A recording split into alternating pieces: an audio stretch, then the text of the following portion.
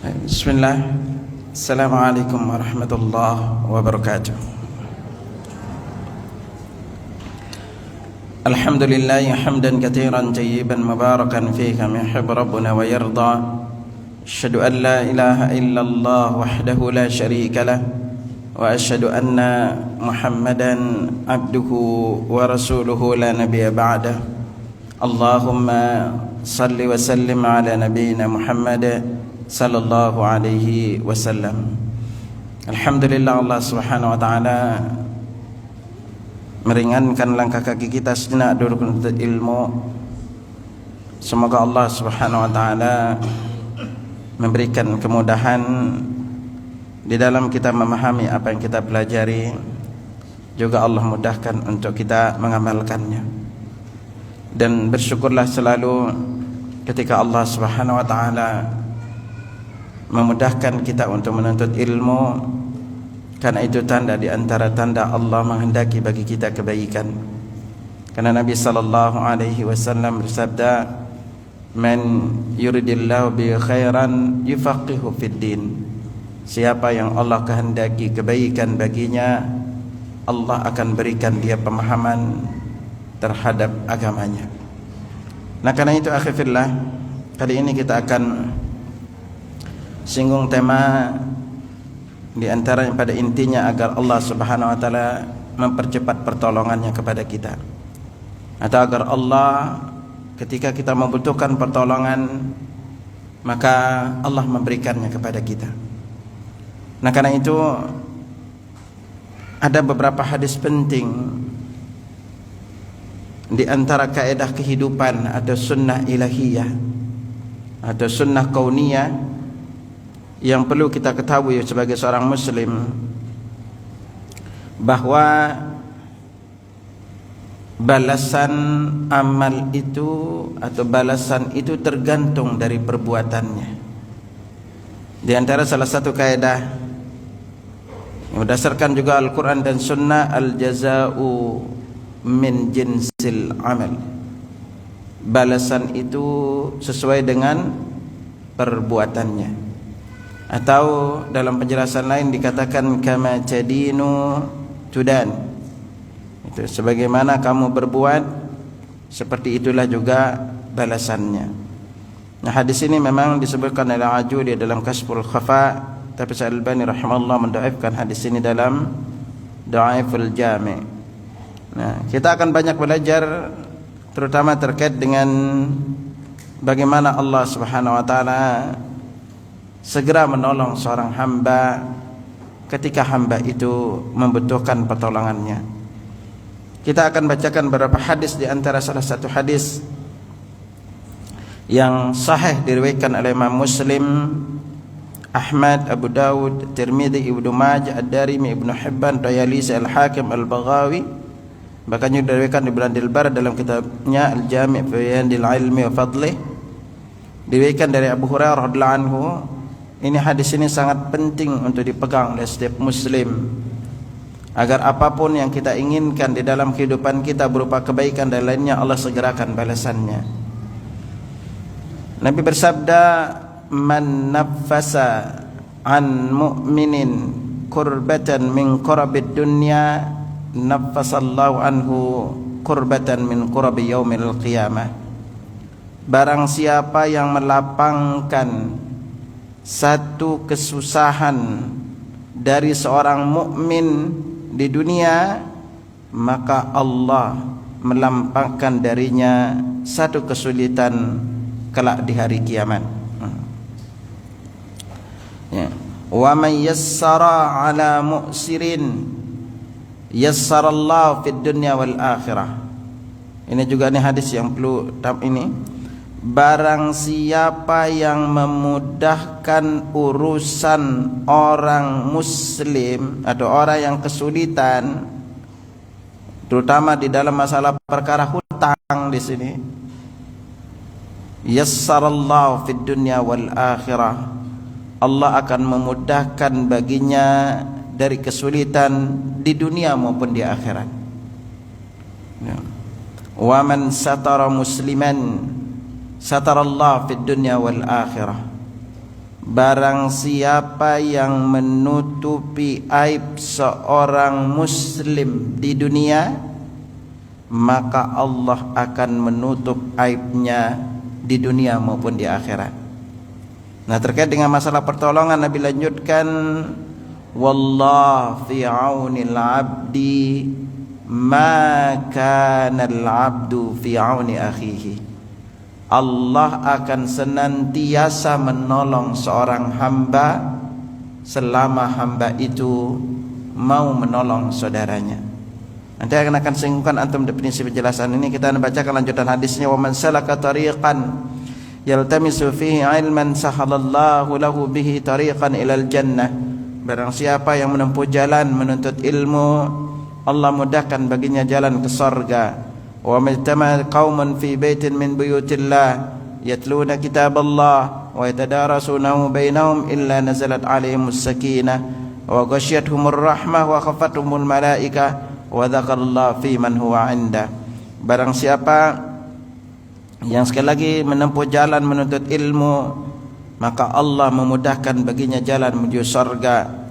Dan tidaklah suatu kaum berkumpul di salah satu rumah Allah atau masjid untuk membaca kitabullah dan mempelajarinya di antara mereka, melainkan ketenteraman akan turun atas mereka, rahmat meliputi mereka, dan malaikat mengelilingi mereka, dan Allah menyanjung mereka di tengah para malaikatnya yang berada di sisinya. Wa man batta'a bihi amaluhu lam yusri' nasabuhu.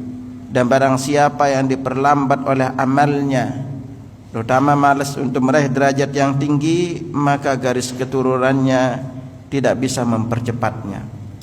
Nah, akhirnya kita akan belajar satu persatu dari penjelasan hadis ini beberapa perkara yang jika kita sebagai seorang muslim ingin segera mendapatkan pertolongan Allah, di saat pertolongan itu kita butuhkan, maka kita pun juga harus mau melakukan apa yang diperintahkan oleh Allah.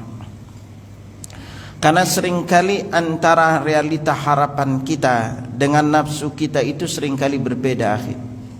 Nah, contoh makanya dari sini kita belajar, akhirnya Anda tambahkan antum satu hadis ini sebagai pelengkapnya sebelum kita bicara lebih rinci dalam hadis lain, al-muslimu akhul muslim. Seorang muslim adalah saudara orang muslim lainnya. La yadlimuhu wa la yuslimuhu. Dan ia tidak boleh menzaliminya dan tidak boleh membiarkannya diganggu juga oleh orang lain. Wa man kana fi hajati akhihi kana Allah fi hajatihi. Barang siapa yang membantu kebutuhan saudaranya, maka Allah senantiasa akan menolongnya. Wa man farraja an muslimin farajallahu anhu kurbatan min qurabi yaumil qiyamah. Barang siapa yang melapangkan kesulitan seorang muslim, maka Allah akan melapangkan baginya satu kesulitan di hari kiamat. Wa man satara musliman satarallahu yaumal qiyamah. Dan barang siapa yang menutup aib seorang muslim di dunia, maka Allah kelak akan menutup aibnya di hari kiamat. Hadis ini, akhwatal iman, memberikan kepada kita beberapa garis penting sebagai panduan hidup kita sebagai seorang muslim, bahwa balasan amal itu setimpal dengan perbuatannya. Jadi apapun yang antum lakukan, akhi, baik itu berupa kebaikan atau keburukan, antum akan dapatkannya. Karena itu di dalam banyak ayat Allah Subhanahu wa taala mengingatkan kepada kita setiap muslim. Di antaranya surat An-Naba, Allah berfirman, jazaan wifaqa, ai wifqa amalihim, atau kita akan mendapatkan balasan sesuai dengan perbuatan kita. Bahkan dalam surat Fussilat Allah berfirman, man amila salihan falinafsih. Barang siapa yang berbuat kebaikan itu kembali kepada dirinya sendiri. Wa man asa'a fa'alaiha. Dan barang siapa yang berbuat keburukan kembali juga kepada dirinya sendiri. Dan di antara ayat Surat Ar-Rahman Allah berfirman, hal jazaul ihsan illal ihsan. Apakah balasan kebaikan itu kebalasan yang setimpal? Iya.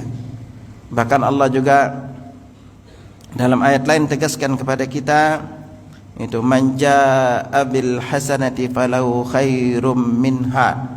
Dan barang siapa yang melakukan kebaikan maka dia akan mendapatkan lebih baik daripada itu.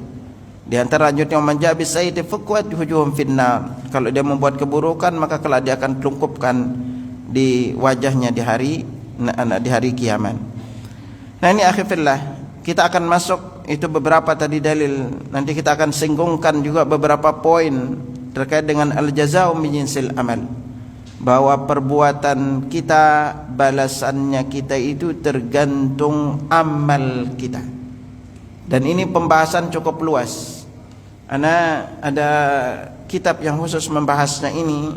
Itu ada kurang lebih sekitar kitabnya 3 jilid, itu 1200 halaman lebih. Luar biasanya, ini sebenarnya tema yang penting untuk setiap muslim tahu. Itu agar kita juga ngerti bahwa kehidupan ini punya namanya sunnah ilahiyah. Kehidupan ini punya namanya sunnah kauniyah, yang siapa saja yang berjalan di atasnya maka dia akan selamat. Dan siapa saja yang menyimpang dari atasnya di sunnah kauniyah ini atau sunnah ilahiyah ini pasti akan bermasalah dengan dirinya. Ya. Kalau antum saat ini akhirnya ngeluh, kenapa rezekiku terasa sempit? Kenapa kok kehidupanku seperti gini? Kenapa apa yang diharapkan tidak sesuai dengan realitanya? Maka ketahuilah, di antara perkara yang kita ingkari, yang kita tidak sejalan dengannya, yaitu kita tidak sejalan dengan sunnah kauniyah ini atau sunnah ilahiyah. Jadi alam raya ini Allah ciptakan dan Allah melengkapi dengan takdir-takdir. Takdir ini punya pola, ya, takdir ini punya jalur. Yang siapa saja tidak berjalan di atas takdir itu, maka dia akan berjalan sesuai dengan takdir yang ditentukan untuknya. Maka dari itu, di dalam perkara rezeki akhirnya, di antara salah satu sunnah kauniyahnya, yang kalau antum melihat, Ustaz, kenapa sih orang kafir banyak kaya, sementara orang muslim sendiri hidupnya susah? Ada orang kok kelihatan uang itu kayak memungut, itu gampang keluarnya. Ada orang uang itu kayak apa? Kayak mencari jarum di tengah jerami, sulit kok. Itu. Nah ini kenapa akhirnya? Karena antum itu tidak berjalan di atas sunnah kauniyah ini, sunnah ilahiyah, yang sering kita kenal dengan nama sunnatullah. Ya. Jadi Allah menetapkan kaedah-kaedah di balik kehidupan ini, ya, agar kita setiap muslim itu siapa saja yang berjalan di atas itu, maka dia akan mendapatkannya. Ya. Makanya apalagi di dalam kehidupan kita sebagai seorang muslim, di dalam Al-Quran begitu banyak Allah jelaskan akan hal ini. Ya. Di antaranya Allah berfirman, afanaj'alul muslimina kal mujrimin. Apakah kami akan jadikan orang-orang beriman itu seperti orang-orang yang berbuat zalim? Kan enggak mungkin. Ya. Dan perbuatan kita di dunia ini secara umum kita akan dapatkan balasannya di dunia maupun di akhirat. Nah, di antara salah satu amalan penting akhirnya, karena ana diminta khusus di tema terkait dengan bagaimana agar Allah menolong kita. Seringkali kalau kita berbicara terkait dengan segeranya datang pertolongan Allah, seringkali amalan ini bertentangan dengan nafsu kita. Ya. Dari hadis ini kita belajar, di antara beberapa poinnya adalah bahwa kesulitan kita di dunia maupun di akhirat. Yang pertama kita lihat dulu di dunia, sangat terkait juga dengan amal perbuatan kita kepada orang lain. Ya. Sama juga dengan rezeki kita, akhi. Rezeki kita ini juga punya kaitan besar dengan orang lain. Itu sunnatullahnya. Sebagaimana Allah menakdirkan bahwa kalau mau punya anak harus ngapain? Harus menikah. Itu takdirnya. Dan anak yang sesuai dengan syar'i harus lewat jalur pernikahan halal. Nah, sama juga ketika kita kepingin mendatangkan pertolongan dari Allah kepada kita, akhi.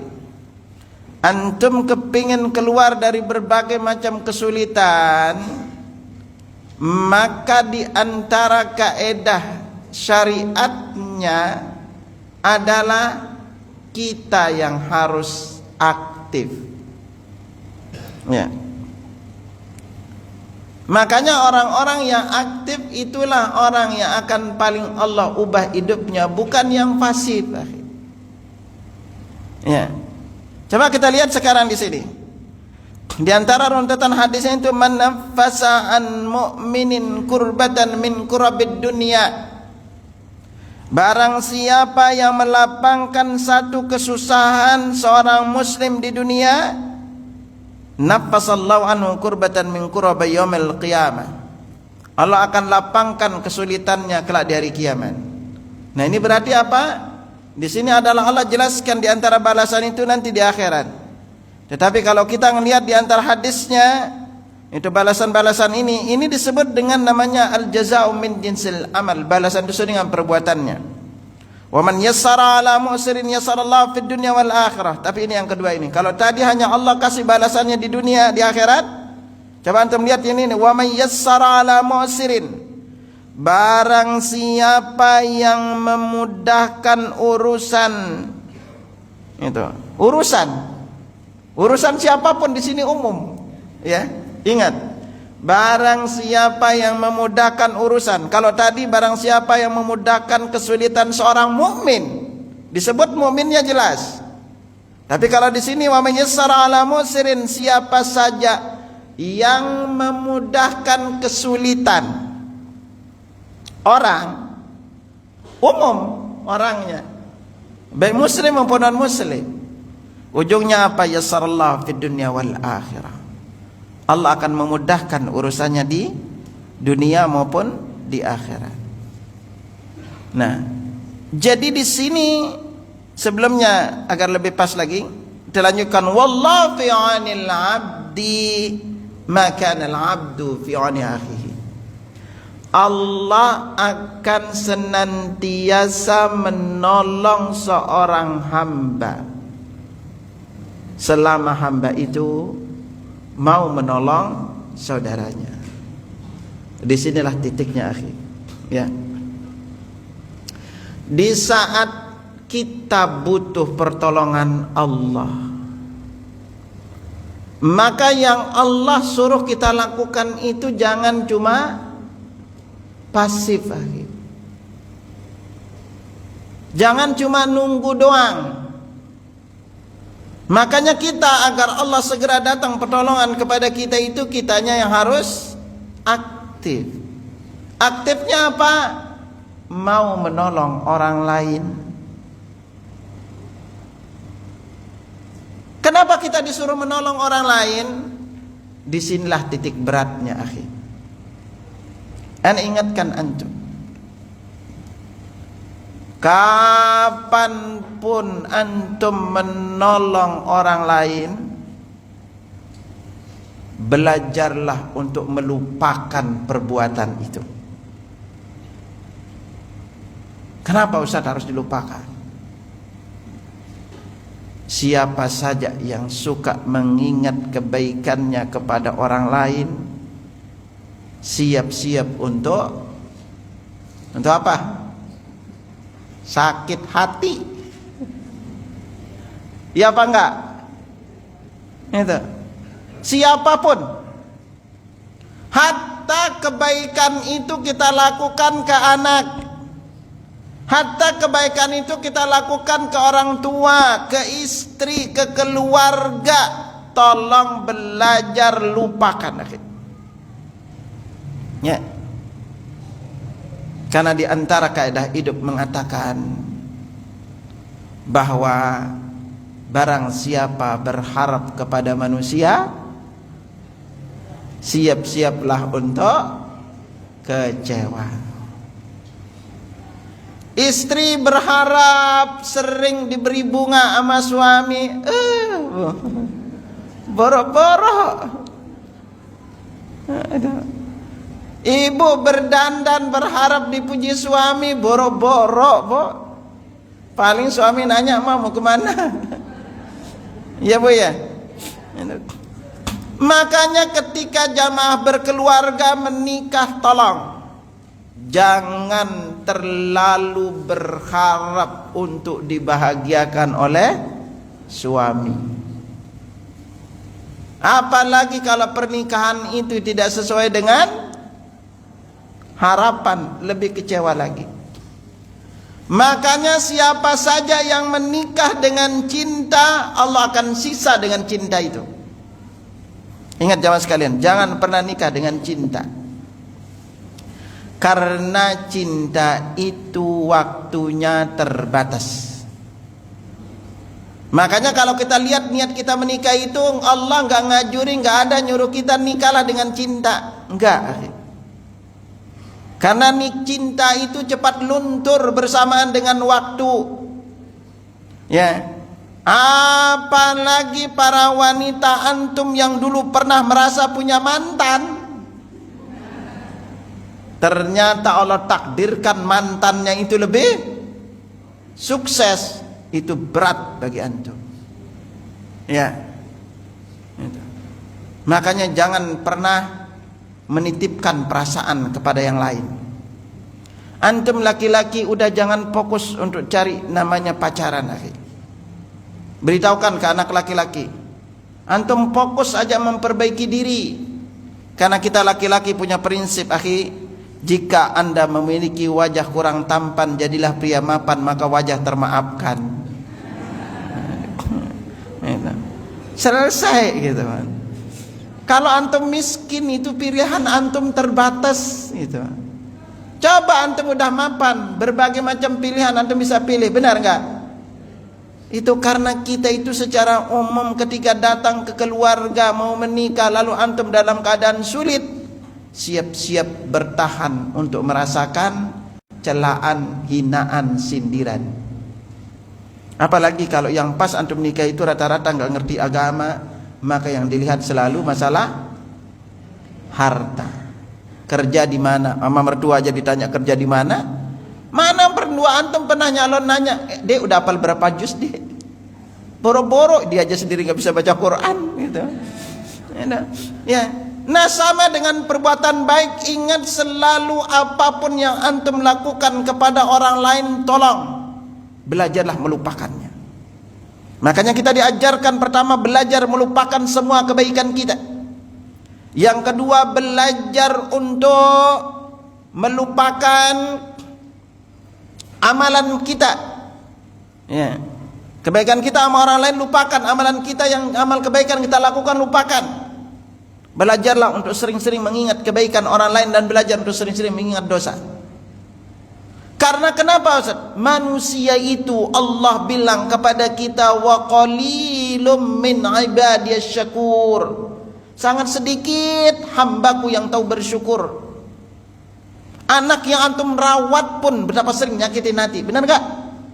Woi. Benar enggak? Itu anak toh. Ya, udah disuruh baik-baik enggak mau, udah ini berbagai macam. Suruh sholat aja kadang-kadang berat. Ya. Anak-anak sekarang apalagi kalau ngomong sama teman betah, ngomong sama orang tua pas butuh doang. Itu. Apalagi sama saudara. Makanya kalau antum berbuat baik sama saudara namanya minjemin uang ke saudara, tolong ingat, jangan pernah harapin balik.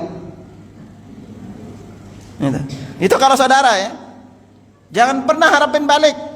Ya kalau balik, alhamdulillah. Kalau nggak balik, belajarlah kalau uang keluar dari dompet kita nih, keluar pindah rekening, tolong jangan terlalu berharap baliknya.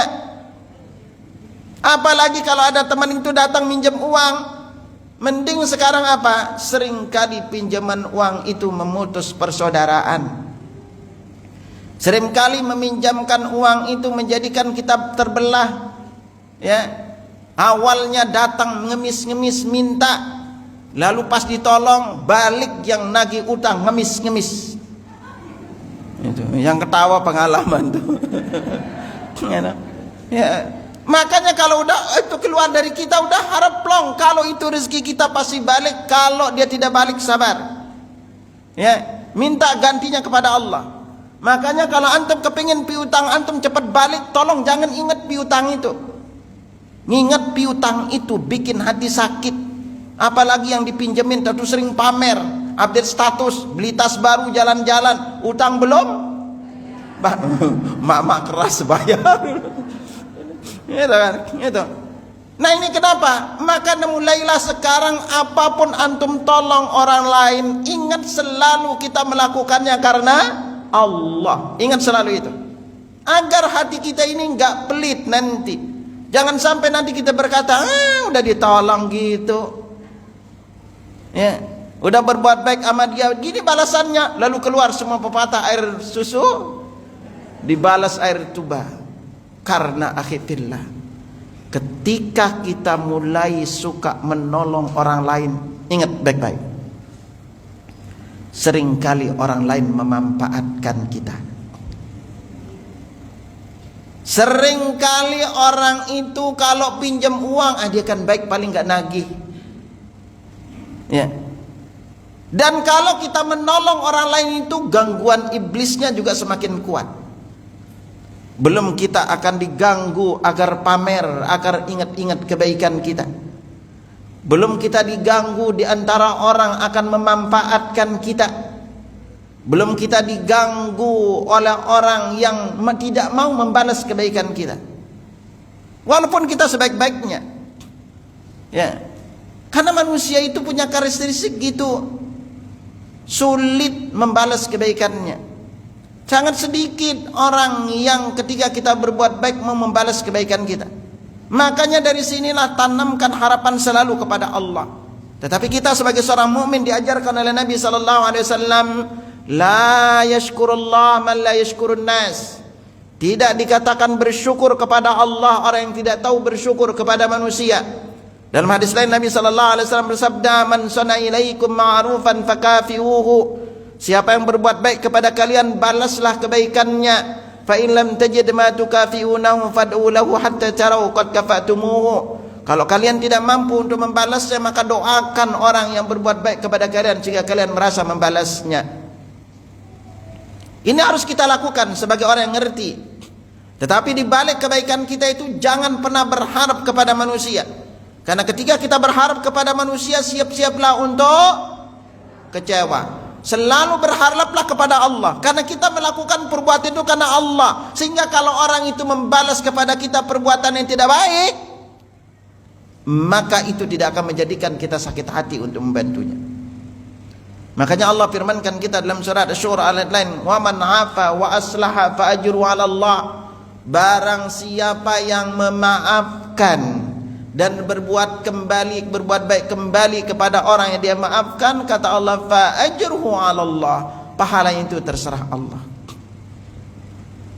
Jadi di sini kita belajar ikhwatal iman, kapankah akan datang pertolongan Allah kepada kita ketika kita benar-benar ikhlas menolong orang lain hanya untuk mengharapkan wajahnya, bukan karena tujuan kepingin ditolong oleh orang lain.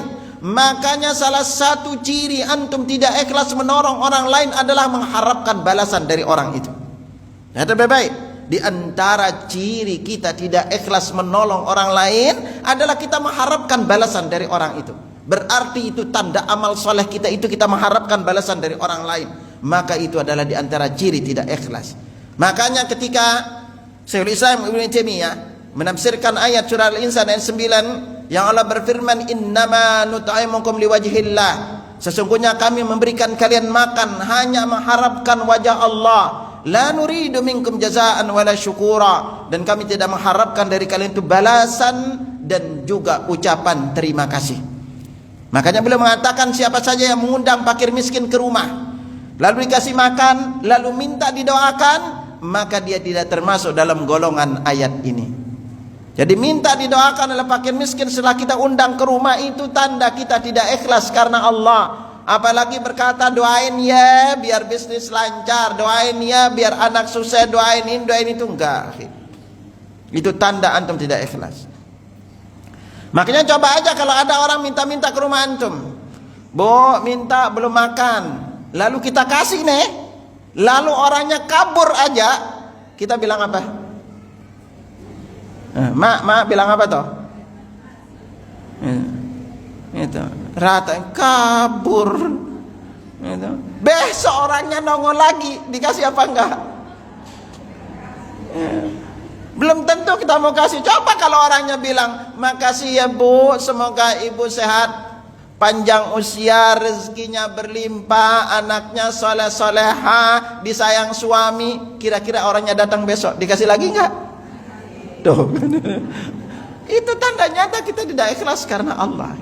Ya, tanda nyata kita tidak ikhlas karena Allah. Makanya di sini apa? Lalu apa yang harus saya lakukan? Pokoknya setiap antum berbuat baik kepada orang lain, satu lupain, ingat bahwa kalau kita berbuat kepada orang lain, Allah akan ganti kebaikan kita itu. Jadi mintalah ganti kepada Allah, jangan pernah minta ganti kepada manusia.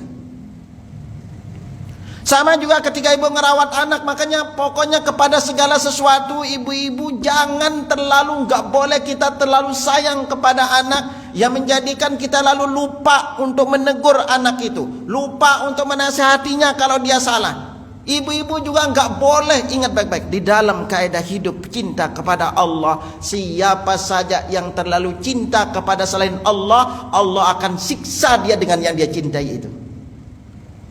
Gitu. Sekali lagi, siapa saja yang terlalu cinta kepada selain Allah, menempatkan cintanya berlebihan kepada makhluk Allah, Allah akan siksa dia dengan yang dia cintai itu. Ya. Ibu terlalu cinta sama suami, bisa jadi suami apain, Bu? Ada direbut orang lain. Ibu terlalu cinta sama anak, semua keinginan anak dipenuhi, siap-siap anak itu jadi ujian besar bagi kita. Makanya kita nggak boleh jamaah sekalian, karena cinta kepada anak lalu anak gak mau ditegur, lalu selalu anak itu dibela, lalu selalu anak itu diberikan apa yang dia inginkan. Ingat, di antara target terbesar kita didik anak adalah mempersiapkan anak itu agar mandiri setelah kita meninggal dunia. Yang diingat ini, gimana anaknya mau mandiri kalau terus dibuat benar-benar kayak meratukan anak? Nggak bagus kok. Ya. Bisa jadi masalah anak itu, gimana dia mau mandiri. Kita ini kebanyakan mandiri setelah dewasa itu karena mungkin waktu kecil kita itu hidupnya keras. Ya. Dan sekarang kita lakukan apa? Pokoknya kuncinya tanam kebaikan sebanyak-banyaknya dimanapun kita berada. Dan jangan pernah mengharapkan balasannya kepada manusia. Jangan pernah harapkan balasan.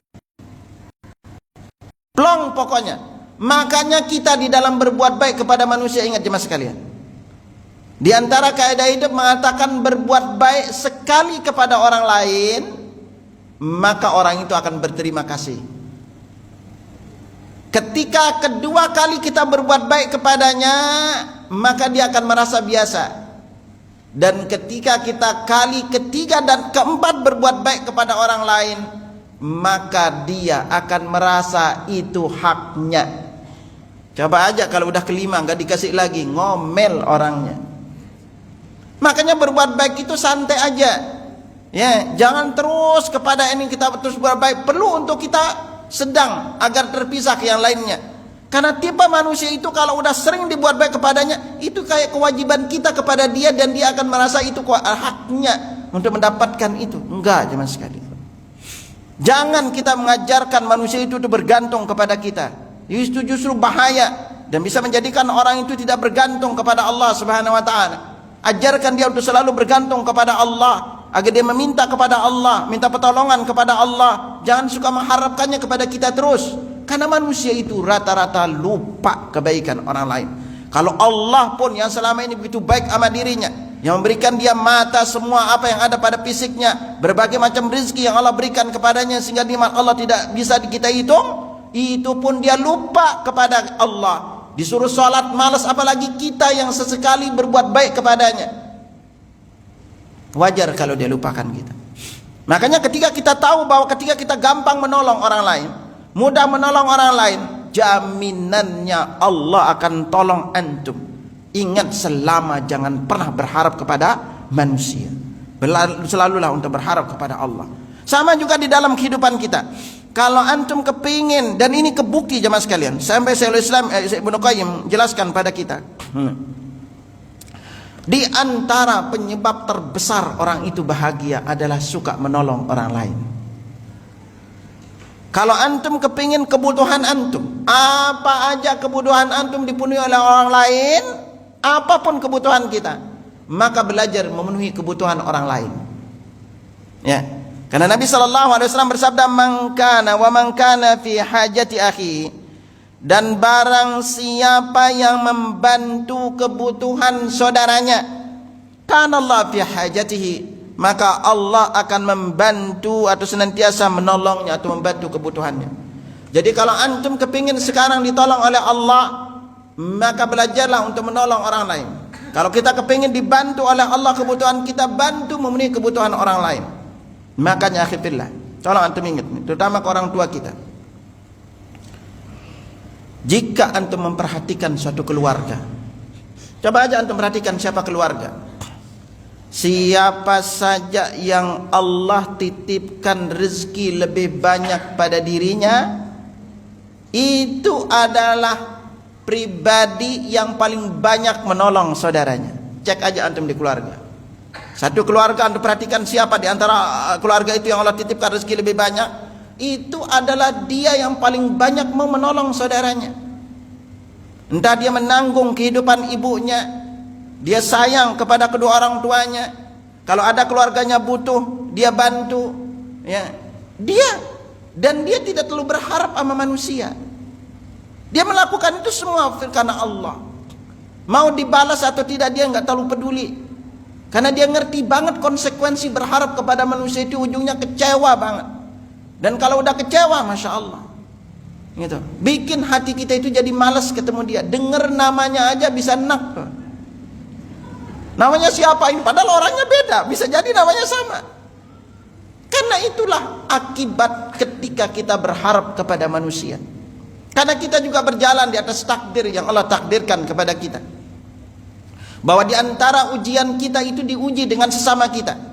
Makanya Allah tegaskan kepada kita itu, agar ini menjadikan dasar untuk kita di dalam kehidupan ini untuk tetap mau berjalan di atas sunatullah. Pokoknya apapun kebaikan untuk melakukan itu niatkan karena Allah. Lupakan, jangan diingat, agar kita itu tetap berjalan berbuat baik kepada siapapun. Agar jangan sampai nanti rasa sakit hati kita itu tidak menjadikan kita mau berbuat baik lagi kepadanya. Karena itulah manusia. Gitu. Nah, dengan kita senantiasa berharap kepada Allah, itu akan menjaga keikhlasan hati kita. Itu akan menjaga niat tulus kita. Itu akan menjaga diri kita dari perasaan berharap kepada manusia.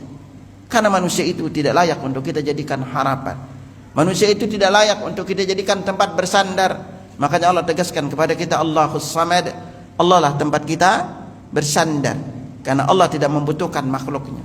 Jadi di sini akhirnya memang mungkin bagi kita terasa berat, Ustaz, saya itu juga butuh pertolongan, kenapa kok disuruh nolong orang lain? Ini masalah antum nih, masalah besar antum nih.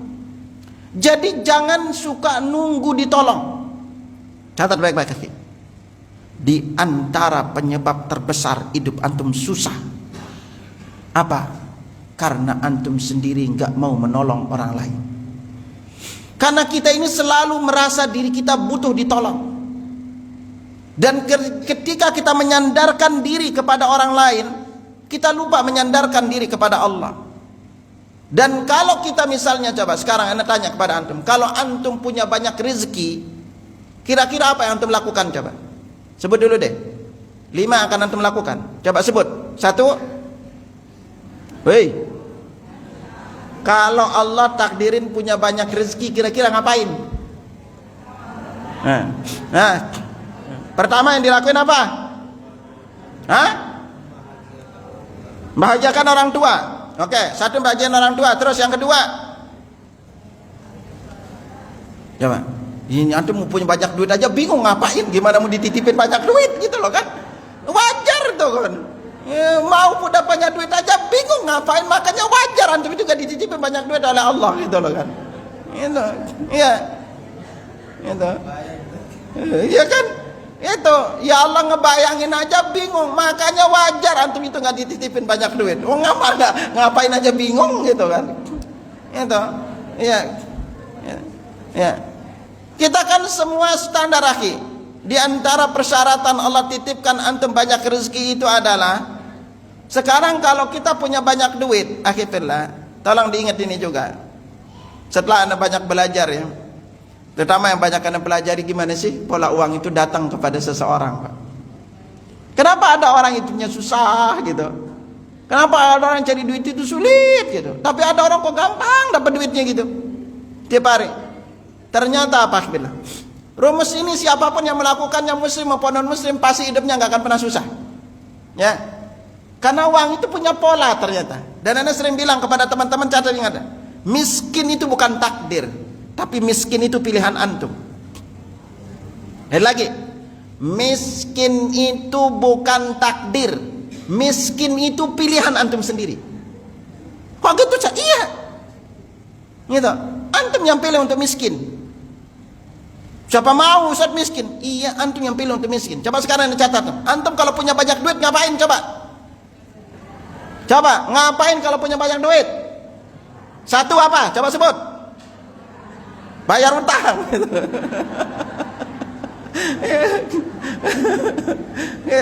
Ya. Kita kan kebanyakan kalau mikir banyak duit 1, yang kepikiran tadi pingin bahagiain orang tua. Coba antum tanya orang tua, emang orang tua itu butuh dia bagian banyak duit? Belum tentu. Mulailah, makanya kita itu disuruh oleh Allah itu aktif, akhi. Kalau dari sekarang antum itu kepingin bagian orang tua, bahagian dulu orang tua, tanyain dulu orang tua. Sebelum kita punya banyak duit, apa yang menjadikan orang tua kita bahagia? Mungkin antum sering datang, mungkin antum ajak dia ngobrol, mungkin antum bantu kebutuhan yang selama ini bisa kita lakukan dulu. Lalu ada yang berkata, kalau punya banyak duit apa? Pingin sedekah, benar? Woi, gitu. Ya Allah, semua kita kalau punya banyak duit pingin sedekah. Ternyata rumus untuk punya banyak duit itu bukan pingin dulu, akhi. Mulai lakukan sedekah. Ya, karena ternyata sedekah itu rumus universal, akhi. Ya. Jadi sekarang kalau antum kepingin Allah titipkan banyak rezeki, lakukan apa yang antum akan lakukan kalau Allah takdirkan benar-benar punya banyak rezeki. Salah satunya apa? Nggak ada orang hidupnya susah kalau suka menolong orang lain. Ini tolong ingat nih. Nggak ada hidup antum nggak akan pernah susah kalau antum itu suka menolong orang lain. Ya. Sekarang nolong aja, karena sedekah itu tidak selamanya berupa uang, akhi. Nabi katakan senyum sedekah, ngangkatin barang orang lain sedekah, menunjukkan orang lain jalan sedekah, nyingkirkan duri di jalan juga sedekah. Coba lakukan itu dulu sedekah tanpa uang. Jangan pernah memikir sedekah itu berupa uang doang. Jadi intinya apa? Kalau Allah ingin segera menolong kita, kita itu harus aktif melakukan ini. Siapapun belajar untuk menolong orang lain. Kalau antum pengen sedekah, kalau ada uang, antum sedekah aja. Ingat, seringkali kita sedekah sedikit lebih ikhlas dibanding sedekah banyak. Benar? Woi, kita itu sedekah 2.000 lebih ikhlas dibanding 100.000. Benar gak? Lihat aja kotak amal, rata-rata warnanya abu-abu. Karena benar akhi, sedekah 2000 itu lebih gede pahalanya dibanding sedekah 2000 sehari akhi. Lebih besar pahalanya dibanding sedekah 60.000 sekali sebulan. Ada lagi, sedekah 2000 sehari lebih besar pahalanya dibanding sedekah 60.000 sekali sebulan. Kok bisa Ustaz? Ya, kita lihat dari beberapa sisi. Yang pertama, kata Nabi sallallahu alaihi wasallam, sabaqa dirhamun mi'ata alf. Orang yang sedekah 1 dirham mendahului pahala orang yang sedekah 100.000 dirham. Lalu sahabat bertanya, qalu wa kaifa kok bisa? Lalu Nabi bersabda, lirrajuli dirhaman. Seorang laki-laki kana lirrajuli dirhaman. Ada seorang itu hanya punya 2 dirham, fatasaddaqa bi ahadihima, lalu dia sedekah 1 dirham. Itu berapa persen harta yang disedekahkan? 50%. Emang ibu-ibu kalau punya 1 miliar berani sedekah 500 juta? Boro-boro. Itu di sini makanya orang yang miskin sedekah lebih gede pahalanya dibanding orang kaya sedekah. Itu kalau dilihat dari siapa yang sedekah. Jadi sedekah itu dilihat dari 2 sisi, siapa yang sedekah dan manfaat sedekah. Kalau siapa yang sedekah, orang miskin lebih gede pahalanya dibanding orang kaya. Tapi kalau dia dari manfaat, lebih gede pahala yang kaya. Karena Nabi lanjutkan, wantalaqa rajulun ila 'ardi mali fa akhadha minhu 100.000. Lalu seorang itu mengambil hartanya yang banyak, dia ambil hanya 100.000 dirham yang dia sedekahkan. Harta yang dia simpan masih banyak. Jadi sedekah sedikit itu lebih gede. Yang kedua kata Nabi, orang yang sedekah setiap hari berarti didoakan oleh malaikat setiap hari. Karena Nabi SAW bersabda, ma min yawmin yusbil ibadu fihi illa malakan yanzilan. Tidaklah setiap subuh seorang hamba berada padanya melainkan ada 2 malaikat yang turun. Fayaqulu ahaduma, yang satu berkata, Allah ma'ati mumfikan khalafan, ya Allah beri ganti yang berimpak. Fayaqulu al-akhar, yang satu berkata, Allah ma'ati mumsikan talafan, ya Allah hancurkan yang kikir. Makanya jamaah mending di rumah itu taruh celengan kotak amal untuk sedekah setiap hari walaupun 2000. Tapi jangan udah kumpul diambil lagi. Gitu, ya. Itu setiap hari masukin. Nanti kalau udah kekumpul berapa baru disedekahin. Dan yang ketiga, keistimewaan sedekah sedikit itu adalah sedikit tapi rutin, lebih Allah cintai. Karena Nabi sallallahu alaihi wasallam bersabda, ahabul amali ilallah adwamuha wa in qalla. Amalan yang paling dicintai oleh Allah sedikit tapi rutin. Nah, karena itu akhirnya antum buktikan di dalam kehidupan antum. Di antara salah satu rumus kehidupan, dimanapun antum bekerja, coba lakukan ini, pasti antum dalam jangka 2-3 tahun akan naik jabatan. Apa itu? Belajarlah untuk selalu memberi lebih dibanding apa yang diterima. Karena kaidah bekerja mengatakan, jika hari ini Anda memberikan lebih dibandingkan apa yang Anda kerjakan, maka suatu saat Anda akan mendapatkan lebih dibanding apa yang Anda kerjakan. Jadi belajar dulu memberi, jangan biasakan nerima. Ingat, salah satu penyebab terbesar kita miskin itu adalah mental senang dikasih. Coba aja sekarang, ibu-ibu lebih senang dikasih apa memberi? Woi, lebih senang dikasih apa memberi? Gitu. Dan salah satu mental miskin yang menjadikan hidup kita susah itu adalah terlalu senang nawar. Antum doyan nawar, itu mental antum miskin, akhi. Ibu-ibu kalau udah nawar sayur, masya Allah, bang berapa bang? Itu 5.000, 4.000 aja. Udah ngumpul, bang berapa semua? 55.000, 50 aja. Itu semakin antum sering nawar, semakin hidup antum susah, akhi. Karena apa? Antum berat melepas uang. Uang itu punya karakteristik, kalau sulit dilepas, sulit datangnya. Lihat, tidaklah antum lihat orang yang kaya itu pasti rajin sedekah. Karena ketika uang itu gampang keluarnya, ngalirnya ke antum itu gampang. Uang itu ibarat toren, akhi. Kalau dia keluarnya sedikit-sedikit, semakin lama ngendap, itu bikin masalah, jadi penyakit. Tetapi ketika semakin dialirkan, semakin banyak yang merasakan manfaatnya, ini akan terus ngalir pada diri kita. Ini konsep hidup. Maka sekarang dimanapun antum belajar berbuat baik kepada orang lain, belajar menolong orang lain, karena kita tidak tahu rezeki kita di mana-mana. Contoh antum, biasakan diri kalau jalan di pinggir jalan, ketemu beling singkirin, ketemu duri singkirin, ketemu dompet.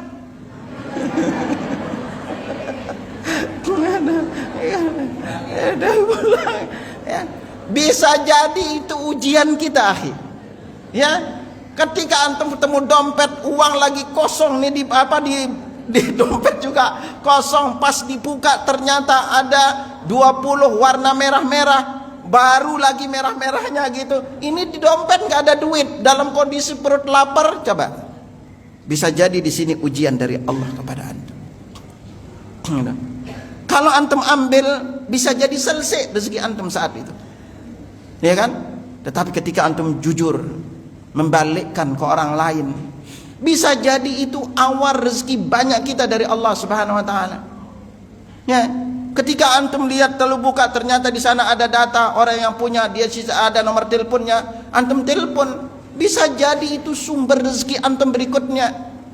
Dilihat anaknya jujur banget, hidupnya susah banget gitu kan. Itu ditanya, "Dek udah menikah belum?" Dinikahin sama anaknya. Subhanallah, itu rezeki antum. Ditanya enggak punya pekerjaan, bisa jadi karena jujur itu paling sulit, akhi. Orang pintar itu banyak, tetapi orang yang jujur itu sulit. Ya, bisa jadi Allah takdirkan antum pegang keuangan karena antum jujur. Makanya di sini belajarlah, tanamkan di dalam diri kita. Kalau hidup antum kepingin Allah mudahkan, belajarlah untuk senang menolong orang lain dan jangan pernah berharap dari orang lain balasannya. Jamin hidup antum gak akan pernah susah. Sekarang kalau hidup antum ada kesulitan dalam perkara ekonomi, catat baik-baik. Itu tandanya antum pelit tenaga, antum pelit menolong orang lain, dan selalu berharapnya itu kepada manusia. Makanya di pesantren lansia jamaah sekalian, ini besok malam Anda berangkat ke Cianjur ngisi pesantren lansia. Salah satu titik yang sering Anda ingetin kepada para lansia, tolong ibu-ibu, jangan pernah berharap di usia tua dirawat oleh anak. Jangan berharap sama anak, berharap selalu kepada Allah. Kalau kita udah kuat harapan kita kepada Allah, bisa jadi Allah takdirkan anak kita itu soleh solehah. Tapi kalau kita selalu berharap kepada anak, bisa jadi anak yang cewek menikah keluar, anak yang cowok takdirnya tidak soleh. Subhanallah, antum akan siap-siap untuk kecewa. Bahkan seringkali buat masalah untuk orang tua di usia tua. Harapnya selalu kepada Allah.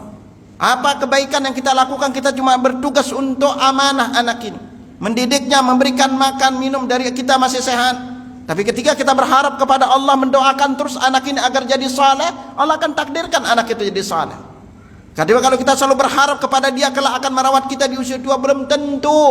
Oke, anak antum mau merawat antum, tapi Allah takdirkan juga dapat mantu bikin kesel. Mantu-mantu sekarang itu rada-rada songong juga, iya kan? Masya Allah gitu, nggak ngerti cara berbalas budi. Inilah kuatkan selalu harapan kita kepada Allah.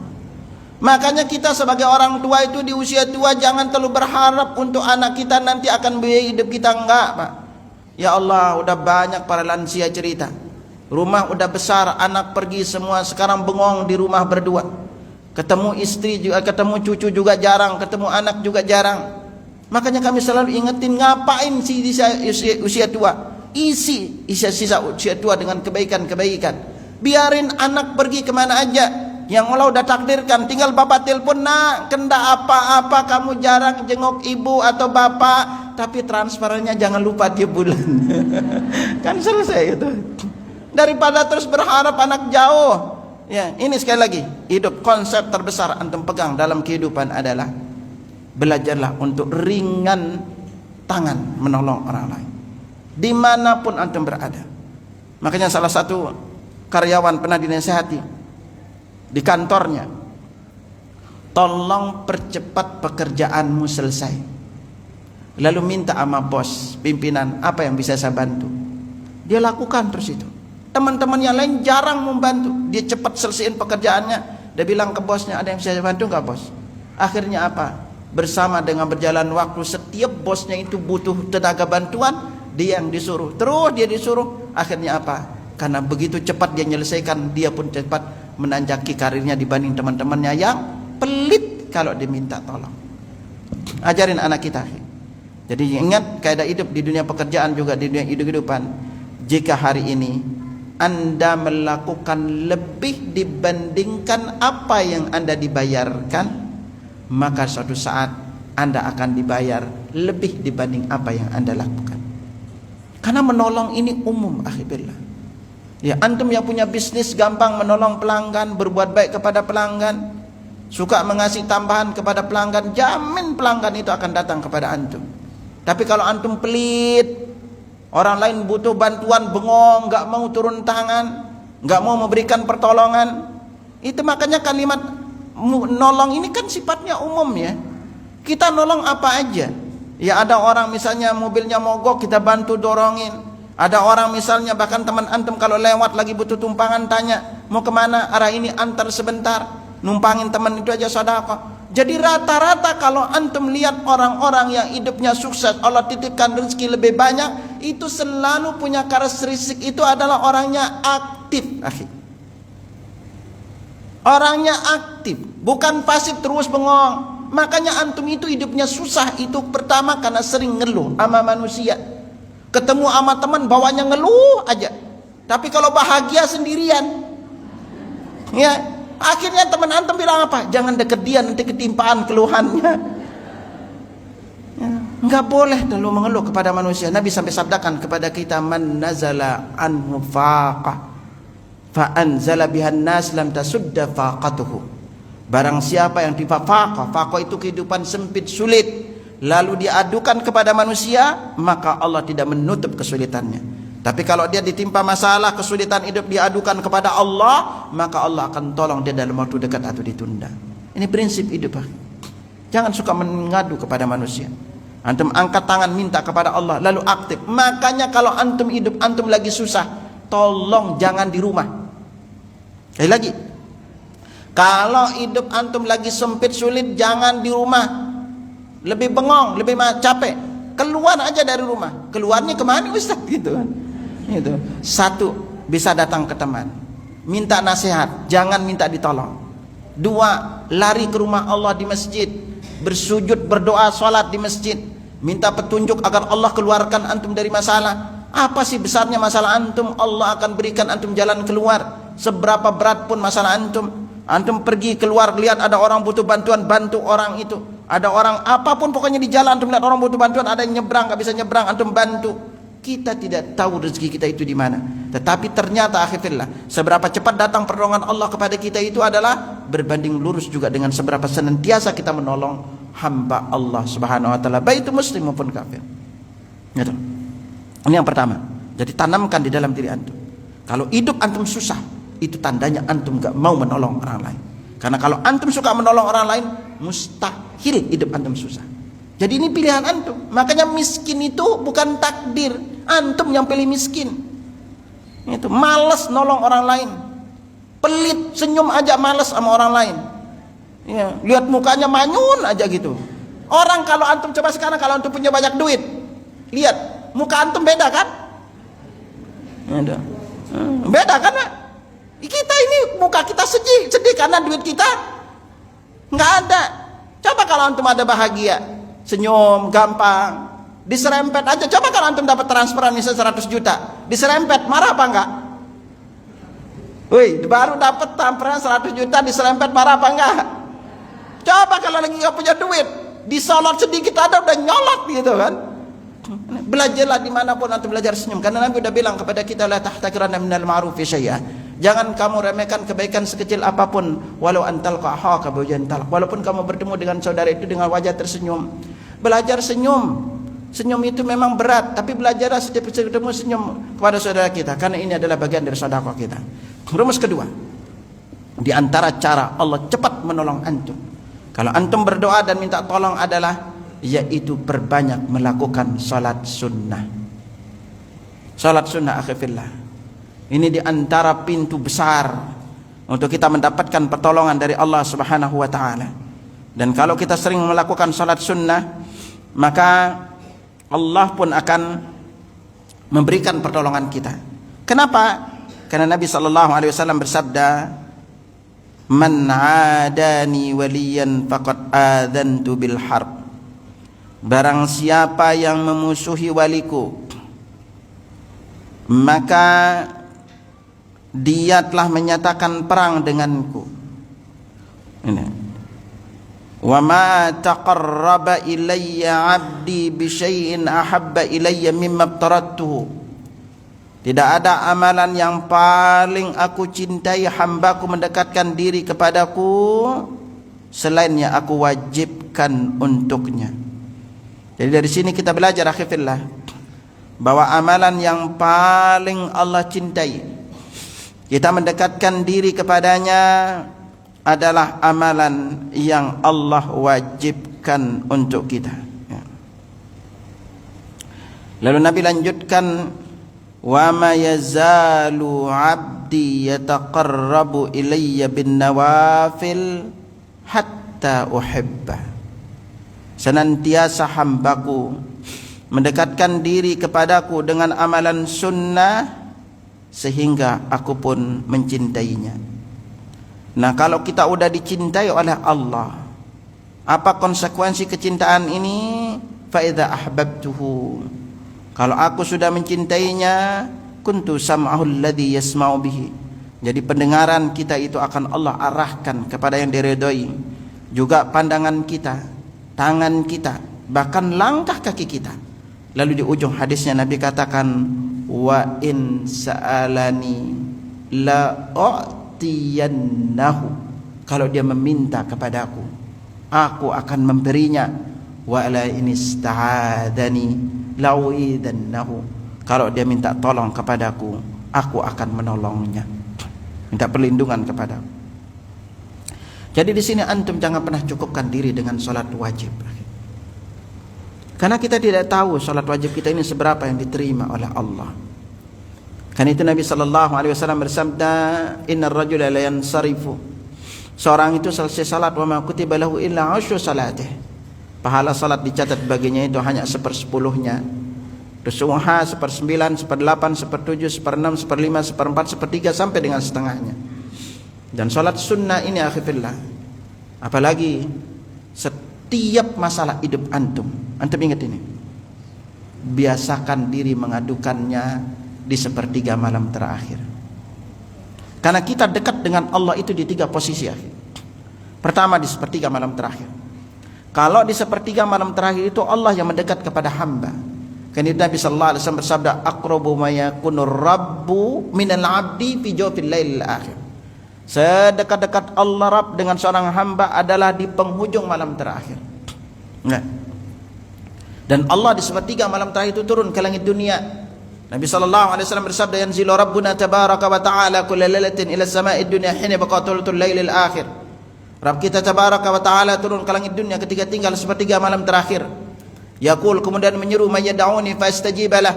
Siapa yang berdoa kepadaku aku ijabah, wa may yas'aluni fa'atiyah. Siapa yang meminta kepadaku aku beri, wa may yastaghfirni fa'aghfirlah. Dan barang siapa mohon ampun aku ampuni. Antum ingat baik-baik. Antum bisa buktikan apapun beratnya kesulitan antum sekarang. Masalah rezeki, masalah pekerjaan, belum dapat anak, masalah istri yang bawel atau anak yang macam-macam. Coba antum bangun 1/3 malam terakhir, intensitaskan, lakukan 3 bulan, antum lihat Allah akan bukakan antum dari masalah kehidupan itu. Ingat Allah firmankan kepada kita dalam hadis qudsi, ananda dhanni 'abdi bi. Aku itu tergantung merasakan hambaku kepadaku. Kalau antum mau lagi setiap hari lakukan, mintalah kepada Allah di waktu sujud. Karena sujud ini adalah posisi kita sebagai hamba paling dekat dengan Allah. Karena Nabi sallallahu alaihi wasallam bersabda, aqrabu ma yakunul 'abdu min rabbih wa huwa sajidun. Sedekat-dekat seorang hamba dengan Rabbnya itu adalah ketika dia sujud. Berarti berdoa perbanyaklah berdoa di waktu itu. Dalam hadis lain Nabi katakan, wa ammas sujud fajtahidu fid du'a. Adapun di waktu sujud bersungguh-sungguhlah kalian dalam berdoa, faqamin yustajabu lakum. Doa kalian itu lebih pantas untuk diijabah. Dan posisi ketiga Allah dekat dengan hamba, yaitu ketika kita berdoa. Jadi berdoa ini menjadikan kita dekat dengan Allah. Karena Allah firmankan kepada kita, wa idza sa'alaka ibadi anni fa inni qarib. Muhammad, jika hambaku bertanya kepadamu tentangku, katakan sungguhnya aku itu dekat. Karena dulu orang Arab bertanya kepada Nabi, ya Rasulullah, itu di manakah Tuhan kita? Abaidun anunadihi am qaribun anunajihi. Apakah dia jauh sehingga kami harus berteriak memanggilnya, atau dia dekat sehingga kami bisa berbisik-bisik? Maka Allah turunkan ayat ini, ya.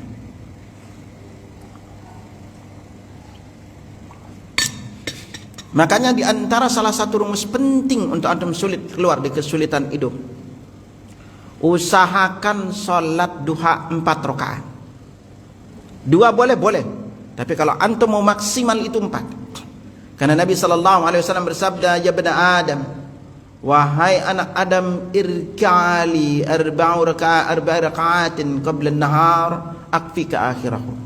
Wahai anak Adam, rukuklah untukku 4 rakaat di awal siang, maka setelahnya aku akan penuhi kebutuhanmu.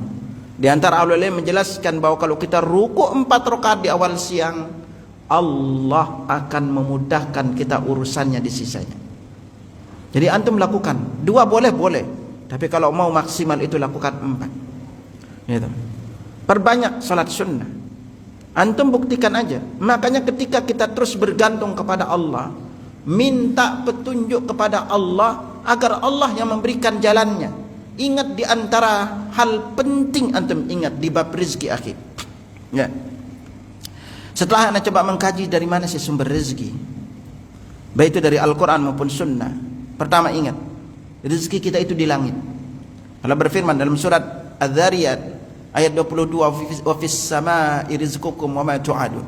Rezeki kalian itu di langit, dan apa yang dijanjikan untuk kalian itu surga. Dan belajarlah di dalam hidup ini untuk antum biasakan diri mengakses rezeki yang tidak terbatas, yang Allah berikan kita dari arah yang tidak kita sangka-sangka. Kesulitan apapun kehidupan antum, ingat baik-baik itu berawal dari masalah dosa kita. Karena Allah tegaskan kepada kita, ma asabaka min musibatin fabima kasabat aydikum. Apapun musibah yang menimpamu itu perbuatan tanganmu sendiri. Lalu bagaimana caranya agar Allah juga berikan kita segala pertolongan? Perbanyak istighfar. Setelah anda coba membaca penjelasan para ulama, 2 sumber rezeki paling besar, yaitu istighfar dengan selawat kepada Nabi. Jadi apapun beratnya masalah antum, karena seringkali dosa kita ini mengharamkan kita dari rezeki. Seringkali banyaknya dosa kita ini menjadikan kita itu jauh dari Allah. Ya, makanya sering-sering istighfar. Apapun beratnya masalah antum, setelah antum itu wadukan kepada Allah, perbanyak istighfar. Gitu. Perbanyak terus istighfar. Jadi jangan ngeluh, kenapa sih. Jangan biasakan seperti itu. Ya. Makanya seringkali kita akan mendapatkan masalah di dalam kehidupan kita itu karena kita seringkali suudzon pada Allah. Kenapa sih saya enggak ditolong? Kenapa sih saya berdoa kok enggak diijabah-ijabah? Kemarin akhirnya anak ngisi, ada seorang ibu yang nanya, Ustadz, kenapa sih saya udah berdoa, saya udah lakukan apapun yang dianjurin Ustadz agar doa saya nggak makbul, tapi kok doa saya nggak makbul Ustadz? Udah lama saya berdoa, gitu kan. Akhirnya dia nyeletuk nanya, Bu, emang doa ibu apa sih? Gitu. Akhirnya apa? Ternyata si ibu itu pingin anaknya dapat jodoh.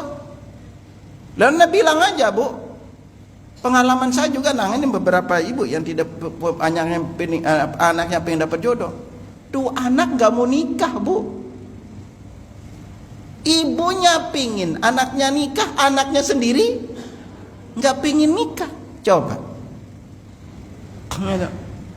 Jadi gak bisa ibu itu cuma berdoa aja. Karena sampai pernah juga nanganin salah satu jamaah. Waktu itu kami di Madinah, ibunya cerita, ibunya bilang, Ustadz boleh konsultasi enggak? Ya udah Bu, ya sekalian duduk sebelum makan siang. Hanya kami duduk, ibunya, anaknya sama kakaknya. Ustadz, gimana ya caranya biar anak saya dapat jodoh, dapat jodoh? Anda langsung bilang, Bu, pengalaman saya nanganin jamaah-jamaah yang anaknya sulit dapat jodoh, di antara penyebab anak itu sulit dapat jodoh karena antara keinginan ibu dan anaknya beda. Ini ibu dari Sunda pingin dapat jodoh dari Sunda, Yang Padang pingin dapat jodoh yang di Padang. Sementara anak kita itu kita tidak tahu jodohnya mana. Makanya jangan terlalu kedaerahan, akhi. Islam nyuruh kita kan udah ada kriterianya memilih. Makanya Allah katakan Nabi katakan fadhfar bidzati din taribat yadak, pilih agamanya kamu akan beruntung. Tapi selalu daerahnya yang dipilih, sementara kita nggak tahu jodohnya. Akhirnya apa? Lalu saya cuma bilang waktu itu, insya Allah Bu, kalau anak ibu sekarang sepakatin keinginan ibu dengan anak, gimana? Sepakatin berbarangan, besok kan kita berangkat ini umrah. Saya cuma waktu itu nyetok bilang, insya Allah pulang-pulang dapat jodoh. Akhirnya kami besoknya berangkat umrah. Lalu pas pulang selesai umrah saya nanya, Mbak gimana Mbak? Alhamdulillah Ustaz, ibu sepakat, pokoknya terserah deh mana Allah yang kasih jodoh. Gitu. Akhirnya apa? Berlalu terus kita pulang. Sempat dulu kakaknya bilang, Ustaz nanti ngisi di rumah ya. Gitu. Ya udah nanti kita telepon aja jadwal waktunya. Berlalulah sebulan nggak ada kabar Pak. Bulan berikutnya saya ditelepon sama kakaknya itu. Berbalang waktu itu berangkat sekeluarga. Ustaz, disuruh ibu ngisi tausiah. Tausiah apa gitu? Karena waktu kan ada bilang disuruh ngisi tausiah nikah Ustaz itu. Iya nikah siapa? Ya adik saya yang kemarin Ustaz gitu kan. Akhirnya apa? Ya udah deh gitu. Kapan berapa? Tanggal berapa? Ini kita sepakat itu waktunya.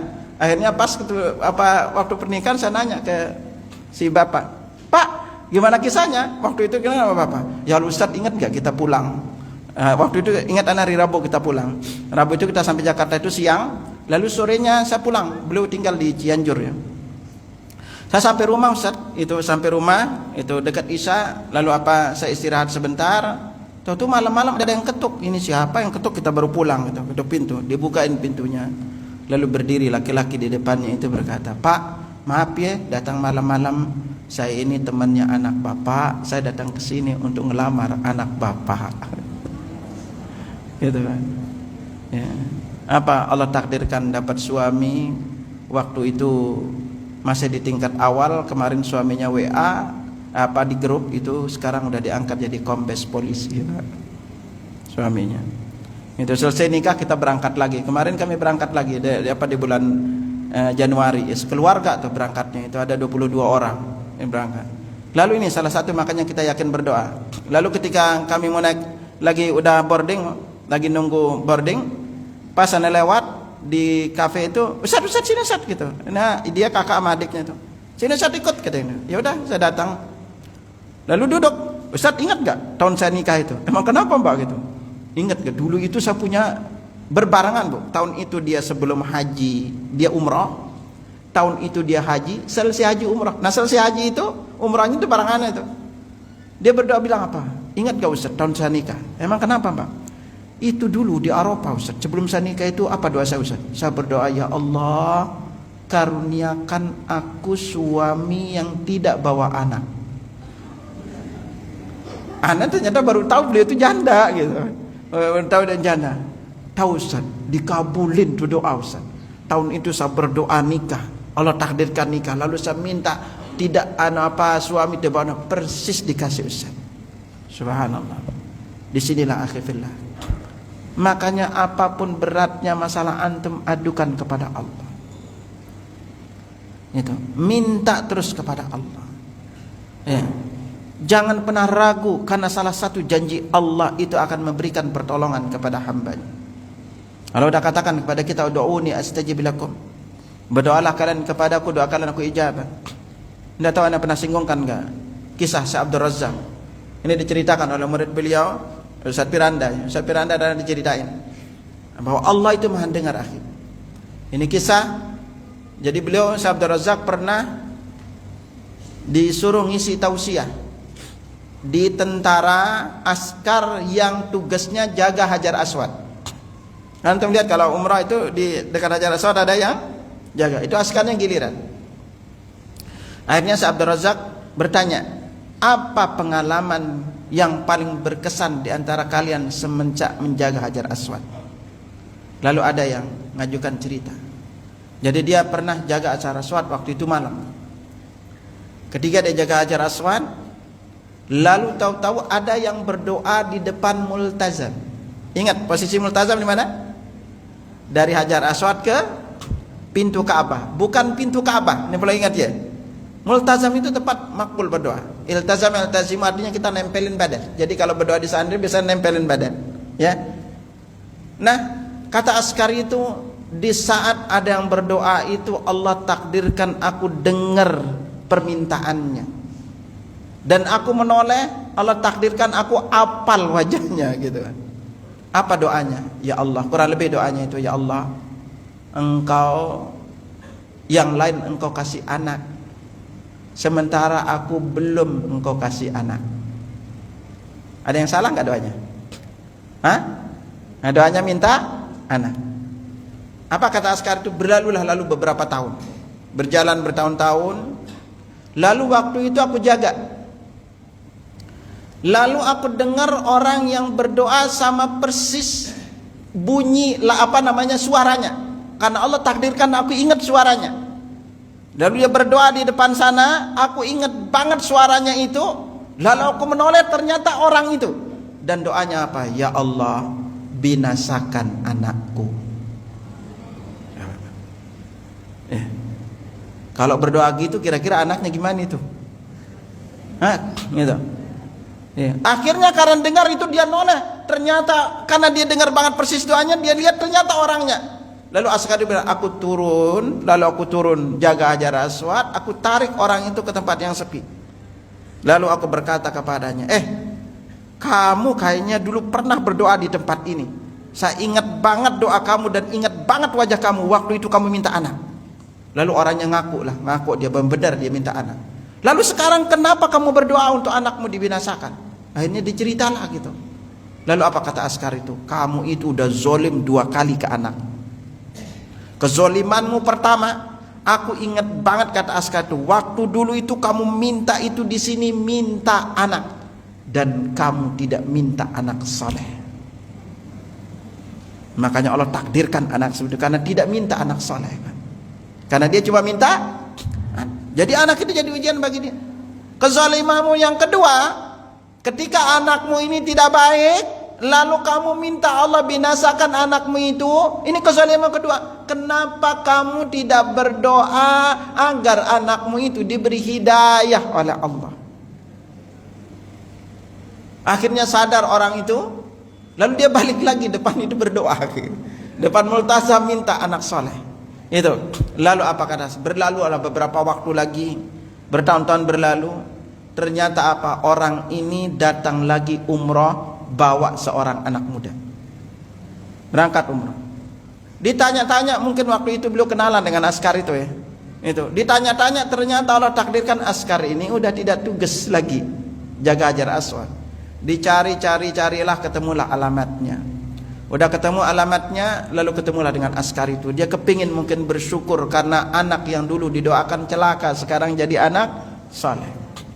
Ya, setelah ketemu dengan Askar itu, ditanyalah, ngobrol-ngobrol, ditanyalah Askar itu. Askar bertanya kepada anak itu, gimana ceritanya kamu dapat hidayah? Akhirnya anak itu kurang lebih ceritanya malam itu dia tertidur. Lalu Allah takdirkan dia bangun, ya, dengar azan, dia lalu pergi ke masjid. Itu tumben kali dia ke masjid. Dari itu awalnya Allah dia dapatkan hidayah. Lalu Askar itu bertanya, coba sekarang, jam berapa kamu dapat hidayah? Bangun itu, lalu dikonversi dengan kapan kamu berdoa waktu itu. Ternyata setelah ditelusuri, waktu bapaknya berdoa dan anak ini dapat hidayah, itu waktunya mirip akhir. Itu. Dan orang itu ternyata tinggal di Maroko. Maka di sini akhirnya, apapun beratnya masalah antum, adukan di sepertiga malam terakhir. Dari sekarang antum fokus banyak istighfar, dan yang paling kunci juga adalah belajar untuk selalu aktif menolong orang lain. Orang tua antum butuh untuk diantar tolong, antum antar. Ada teman juga yang butuh bantuan, bantu, tapi kuncinya jangan pernah mengharapkan balasan dari manusia. Semakin banyak antum harapan balasan dari manusia, siap-siap untuk kecewa. Apalagi kalau keluarga kita yang pinjam uang, akhi, tolong belajar ikhlasin. Karena uang kalau udah keluar dari rekening kita, biasanya baliknya juga susah gitu. Ya, ini baru 2 anak kasih antum. Ya, satu itu adalah antum rajin ibadah menolong agama Allah, Allah akan tolong antum karena Allah berfirman in tansurullah yansurkum wa yutsabbit aqdamakum. Jika kalian menolong agama Allah, Allah akan tolong kalian. Baik jemaah sekalian, ada beberapa pertanyaan. Ustaz, saya punya teman yang suka menghubungi, pertama-tama dia hutang uang, bayarnya benar tapi lama gitu. Iya benar nih tanyanya. Dia utang lagi, kebelakangan tidak mau bayar. Dia datang lagi, minjem utang lagi. Ini akhi, tolong antum ingat baik-baik. Salah satu penyebab hidup antum susah adalah doyan minjem uang. Serius akhi. Apalagi nggak ada niat sama sekali antum bayar. Antum catat baik-baik. Ada 3 golongan orang yang akan Allah pasti tolong. Satu itu adalah orang yang kepengen menikah untuk menjaga diri dari zina. Yang kedua salah satu orang yang mau bayar utang. Jadi kalau antum benar-benar serius niat, Allah yang tahu niat antum bayar utang, Allah pasti tolong antum. Dan kalau antum minjam uang tidak ada niat bayar, jamin hidup antum akan lebih susah. Itu. Karena Nabi sudah sabdakan kepada kita, siapa yang meminjam uang orang lain lalu dia tidak berniat membayarnya, Allah akan hilangkan juga hartanya. Ya, makanya hati-hati. Dan rata-rata orang mental miskin itu senang pinjam uang gak berniat bayar. Mental antum ya miskin ini. Makanya sulit antum rezeki antum. Kalau antum menghilangkan barang orang lain, Allah juga hilangkan barang antum. Ya. Ketika kami sering membantu saudara, kakak, adik, akhirnya setiap ada kesulitan ekonomi mereka jadikan mengandalkan kami. Makanya membantu itu sekali dua aja. Jangan terus-terusan. Ya, hutang-hutangnya mereka yang tahun-tahun lalu belum lunas, sudah minta utang lagi. Ini penyebab besarnya. Jadi makanya kalau antum lihat orang-orang hidupnya susah, itu polanya sama. Jadi makanya miskin itu bukan takdir, itu pola, akhi. Pola dan pilihan. Kalau antum memang benar-benar ditolong oleh Allah, jangan berharap sama manusia bergerak untuk minta tolong sama Allah. Allah akan keluarkan antum dari kesulitan itu. Tetapi semakin besar harapan kita ditolong, sering minta sama keluarga, sering minta sama orang lain, bukannya kita memberi, jamin hidup antum susah. Karena restriksi nggak gitu hidup itu. Gitu. Antum Allah bilang kalau mungkin ditolong oleh Allah, tolong orang lain. Jangan berharap sama manusia. Harapan kita kepada manusia inilah yang menjadikan hidup kita sempit. Coba sekarang kalau antum sedekah walaupun sedikit, paling tidak antum doain sama orang semoga rezekinya lancar. Doa orang lain kita tidak tahu, bisa jadi waktu dia berkata seperti itu adalah waktu makbul berdoa. Jadi tidaklah antum lihat siapapun yang hidupnya susah itu pasti punya mental miskin, senang dikasih. Makanya coba tanyain kepada diri kita, saya ini senang dikasih apa memberi? Itu aja. Kalau antum senang memberi, jamin Allah takdirkan hidup antum tidak akan pernah susah. Tapi kalau antum lebih bahagia diberi, lihat aja. Itu kalau nawar kepada orang lain itu senang banget nawar, pelit berbagi. Apa beratnya antum lebihin sedikit? Kalau bisa jangan nawar ke teman. Ini dikit-dikit harga teman dong. Ini mental-mental miskin ini. Kalau sama temannya pingin didiskon habis-habisan gitu. Belajarlah ketika antum membeli kepada orang lain barangnya, niatkan untuk bisa jadi dia butuh untuk menabung untuk anaknya yang di pondok, menabung untuk haji atau umrah. Belajar seperti itu agar Allah juga lapangkan rezeki kita. Ini banyak banget juga pertanyaannya ibu-ibu nih.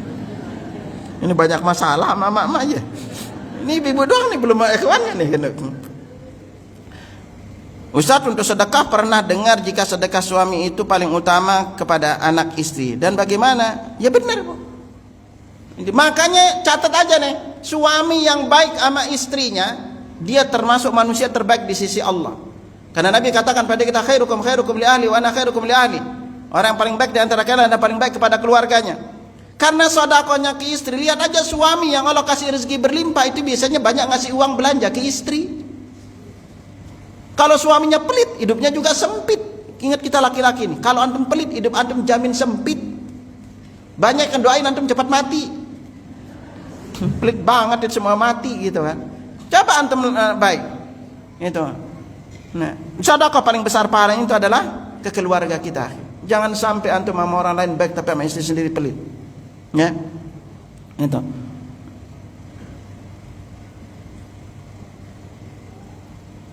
Nah, siapa saja yang menolong orang lain ada maunya di belakang, itu tandanya dia tidak ikhlas karena Allah.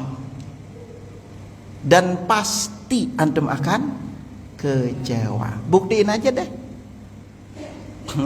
Semakin antum besar harapan kepada manusia, udah siap-siap aja kecewa. Makanya siapa saja yang menolong orang lain niatnya untuk ditolong, ujungnya akan kecewa. Belajar menolong orang itu lepas. Biarkan Allah menolong kita karena manusia itu terbatas. Jika dengan menolong itu malah jadi sama melancarkan kemaksiatan, bagaimana? Kalau kita tahu untuk maksiat haram untuk kita tolong dia. Jadi kalau jangan sampai kalau kita udah tahu. Antum tahu sekarang yang antum kasih itu doyan beli rokok, antum beliin rokok, antum ya tanggung dosanya. Itu makanya syaratin. Kalau dia yang kita tolong itu hatta walaupun keluarga, kalau dia tolong dia tidak mau ibadah, jangan tolong. Untuk apa kita tolong dia? Ya. Kita juga belajar agar memiliki prinsip, ya. Tanya Ustaz, apakah kesalahan seorang ibu bisa mempengaruhi anaknya yang belum mengikuti sunnah dan masih melalaikan sholat? Terus saja berdoa. Ya, jangan salahkan anak dulu, mungkin kadang lihat kita juga lalai. Ya, sekarang udah usia tua, Allah kasih kita hidayah, alhamdulillah. Jangan pernah bosan untuk terus mendoakan anak. Kita tidak tahu kapan Allah akan berikan anak itu hidayah. Dan belajarlah juga bahwa hidayah itu di tangan Allah. Tugas kita cuma menasihati, mengarahkannya, ya, ajak dia baik-baik. Siapa tahu anak itu kadang-kadang malas dideketin. Ingat kaidah menasihatin, Bu. Orang itu hanya akan mau mendengarkan dari orang yang dia sukai dan percaya. Makanya kalau seperti itu jangan sedikit-dikit duduk sama anak itu nasihatin, Bu. Hati-hati loh. Jadi anak itu ngerti, kalau mama dekat mengomel aja, bawel aja. Udah anak itu deketin aja dulu, seneng dulu buat dia. Ya, deketin, ajak agar dia merasa dekat dulu. Ya, perlu juga untuk kita memahaminya. Insya Allah kalau kita udah lakukan itu, jangan pernah bosan untuk mendoakannya. Doakan, Rabbi habli minas shalihin. Terus saja berdoa. Jangan pernah putus asa. Bisa jadi ada kalanya Allah takdirkan anak itu meninggal, orang tuanya meninggal, baru Allah takdirkan anak itu jadi saleh. Mau tanya bagaimana cara mengajak suami supaya mau ikut mendengarkan kajian gitu. Ini memang salah satu di antara masalah para emak-emak nih. Ya, itu. Ingat baik-baik, Bu. Ini suaminya, Anda perlu tanya, ini suaminya kaya apa miskin? Ya. Kalau dia hidupnya susah, itu salah satu penyebab dia nggak hadir di kajian. Ingat, hadir di kajian itu mendatangkan rezeki loh, akhi. Itu. Makanya kalau antum pelajarin di bab apa rezeki menurut Al-Quran dan Sunnah, menuntut ilmu itu mendatangkan rezeki. Ya. Doakan terus, tapi ajak suami, paling tidak kita secara bertahap, ya. Karena laki-laki itu memang punya tipe, ibu-ibu itu ego, sulit dinasihatin. Ya, coba ibu terus berbuat baik, minta diantar sekali dua. Makanya salah satu penyebab laki-laki itu sulit nuntut ilmu, Bu, tanya aja, itu pasti malas sholat jamaah. Dia apa enggak nih, Bu, yang nanya? Suruh dulu dia sholat jamaah. Kalau enggak mau sholat jamaah, anterin. Ya, saya anterin yuk, gitu. Ya, itu. Anterin sholat jamaah. Ingat baik-baik, akhirnya. Dua langkah utama syaitan menyesatkan manusia. Langkah terbesar pertama itu dijauhkan dari masjid. Karena kalau dia berhasil dijauhkan dari masjid, pasti akan gampang jauh dari nuntut ilmu. Karena ciri kita dapat hidayah itu adalah ke masjid. Kalau kita udah ke masjid, akhi, antum rajin sholat jamaah, paling tidak tahu ada kajian, suatu saat bisa jadi antum duduk, Allah takdirkan dengan kajian dari itu, Allah bukakan kita pintu hidayah. Ya, gitu. Kalau nemu duit di jalan, nih tanya, di mana kita tidak tahu pemiliknya, apa boleh kita masukin ke kotak amal di masjid? Ya, ini lebih cocok. Niatkan atas nama yang punya uang. Ya, Allah tahu siapa yang punya uang. Ya, jadi kita bisa lakukan seperti itu. Ya, niatkan sedekahnya atas nama dia. Tapi kalau ada orang yang membutuhkan, misalnya kita bisa sedekahkan juga atas nama dia. Ya. Nah, ada pertanyaan lebih lanjut, apa Ustaz mau tanya tentang sholat duha. Ana membiasakan melaksanakan sholat duha 8 rakaat, lebih utama yang 4 atau yang 8. Boleh melakukan yang 8, tapi yang 4 ini yang lebih besar dijelaskan keutamaannya. Kalau 8 tidak dijelaskan khusus keutamaan. Tapi kalau 4 dijelaskan secara khusus keutamaan. Ya. Pertanyaan lanjutnya, apabila apa nih?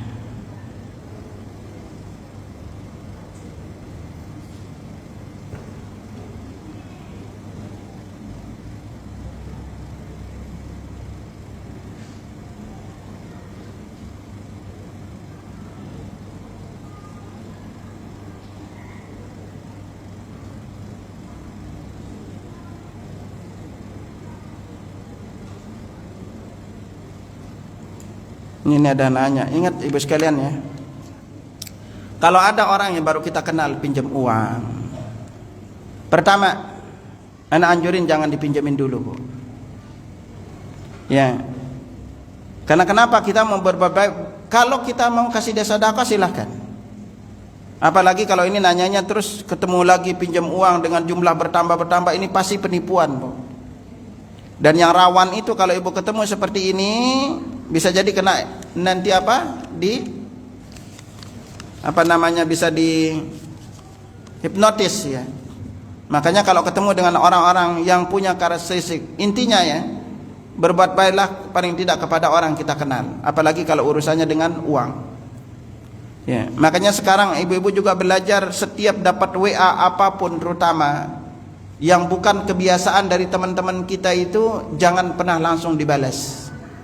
Karena kemarin sempat itu kena juga hack di HP ya, WA. Itu puluhan jamaah yang dikirimkan ya. Dan alhamdulillah qadarullah jamaah itu pada WA ke anak langsung beritahu mereka bahwa WA itu kena masalah. Ya. Dan anak kejadian itu ketika kakak, anak lupa banget untuk cross check ke kakak, kena. Jamaah juga kemarin berbicara sampai kena 125 juta. Salah satu jamaah itu sampai dia cerita, dia buka HP itu langsung kena. Jadi dia ada yang dia dapetin di video, ternyata pas dia buka HP itu dia dapetin video, ternyata video itu juga udah masuk ke hipnotis. Dia itu kayak nggak sadar transfer uang 45 juta ke orang itu. Maka di sini akhirnya antum sering-sering berlindung ya. Minta doa kepada Allah agar Allah selamatkan kita. Karena kenapa gitu? Sekarang cara orang dapat uang itu berbagai macam cara. Ya, kalau kita baru ketemu orang, ingat baik-baik, kalau orang itu baru kita ketemu pinjam uang, itu pasti orangnya bukan orang baik-baik. Antum ingat itu ya. Baru ketemu kita langsung pinjam uang, itu pasti bukan orang baik-baik. Gitu. Ya. Oh, kita tidak kenal dia. Kalau dia sekedar untuk minta sedekah ya silakan antum seikhlasnya. Tapi jangan kau baru kenal itu apalagi terus naik-naikin yang dia pinjemin. Itu pasti bukan karakteristik orang baik. Ingat, semakin sering antum berhutang, hidup kita akan semakin susah. Berharaplah selalu kepada Allah dimanapun antum berada. Ya, wallahu a'lam bishawab. Ada lagi, ya ikhwan? Yang bapak-bapak ada yang nanya, ibu-ibu? Enggak ada. Baik, anda singgungkan sekilas sebagai kesimpulan akhirnya. Pertama, kalau kita kepingin ditolong oleh Allah, jadilah orang yang suka menolong orang lain, ringan tangan, dan jangan pernah berharap kepada manusia balasannya. Selalulah berharap kepada Allah. Lupakan kebaikan-kebaikan kita. Tetapi ketika kita menolong orang lain itu, ingat itu karena Allah, persyaratan untuk kita ditolong oleh Allah. Jadi kita melakukannya itu murni karena itu adalah perintah Nabi sallallahu alaihi wasallam. Ustadz, apakah kalau kita berharap kepada Allah tandanya kita tidak ikhlas? Itu justru yang namanya ikhlas. Yang namanya, kalau ada orang berkata masa kita menolong orang lain mengharapkan bantuan, kalau kita mengharapkannya dari Allah, itu namanya ikhlas. Kalau kita mengharapkannya dari manusia, inilah yang disebut dengan tidak ikhlas. Ketahuilah bahwa amal-amal kebaikan apapun yang kita lakukan, terutama memperbanyak sholat sunnah, itu diantara penyebab Allah mencintai kita. Kalau kita sudah mendapatkan kecintaan Allah, maka doa kita itu mustajab. Makanya diantara golongan orang yang doanya mustajab adalah orang yang banyak melakukan sholat sunnah. Ini akhirnya. Jadi dimanapun antum berada, biasakan diri berbuat baik kepada siapapun. kepada siapapun, apalagi terutama kepada keluarga kita. Dan jangan pernah berharap di usia tua antum dirawat oleh anak. Berharaplah selalu kepada Allah agar Allah karuniakan anak kita itu jadi saleh dan salehah. Karena kalau dia jadi saleh salehah, maka dia tahu cara berbakti kepada kedua orang tuanya, maka pasti dia akan merawat kita di usia tua. Tapi tetap selalu berharap kepada Allah Subhanahu wa taala. Baik, ana cukupkan dulu sampai sini. Kalau ada pertanyaan, subhanakallahumma wa bihamdika asyhadu an la ilaha illa anta astaghfiruka wa atubu ilaik. Assalamualaikum warahmatullahi wabarakatuh. Waalaikumsalam warahmatullahi wabarakatuh. Alhamdulillah telah selesai kajian kita. Jazakumullah khairan Ustaz apa yang sudah disampaikan. Untuk info kajian berikutnya insyaallah hari ketiga bulan September tanggal 20 September 2025 jam 9 pagi oleh Ustaz Hamdi Solah Al-Bakri dengan tema kewajiban mencintai Rasulullah Sallallahu Alaihi Wasallam. Semoga Allah Subhanahu wa Ta'ala melapangkan hati kita untuk menerima kebenaran. Semoga kita dimudahkan dalam setiap menuntut ilmu syar'i. Amin ya rabbal alamin. Barakallahu fikum. Wassalamualaikum warahmatullahi wabarakatuh.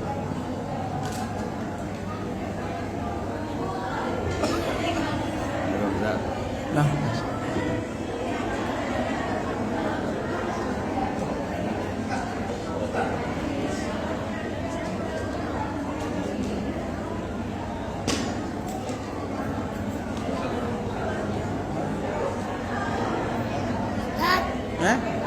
sehat. Ya, sehat.